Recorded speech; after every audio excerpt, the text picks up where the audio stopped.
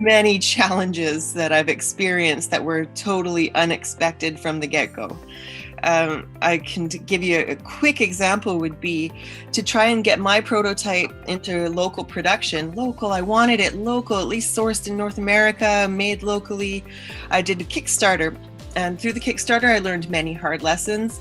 One of them being that it was not a viable business model to have things made locally because of the costs involved. I couldn't sell it for enough that I would have to pay to make it. It just was, the number didn't work.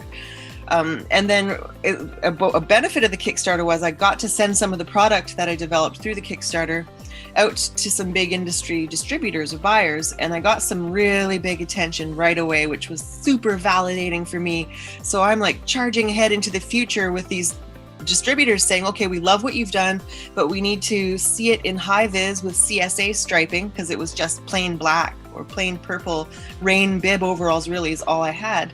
So they said, make it for us in high vis with CSA striping so we can market it to the industry and guarantee 1,000 units a week. And so there I'm like, oh my, this is amazing. This is so great. So it took me a whole year to get the debt financing to do offshore, to develop an offshore supply chain and land a bunch of product. And I sent that high vis product back to these same distributors who turned around and said, this is awesome. This is great.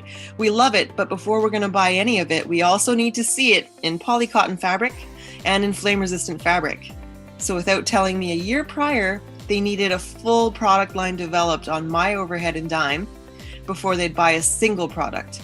And now I was left holding a bulk quantity of a product that serves a niche on a niche. So flaggers, women working highway maintenance, health and safety site officers that have outdoor components. And since it's rain gear, it's also very seasonal. So now trying to find a buyer, it's almost like going about it backwards now. Instead of having the buyer, then making the product. No, I made a product, then had to find the buyers. So that was a huge learning curve.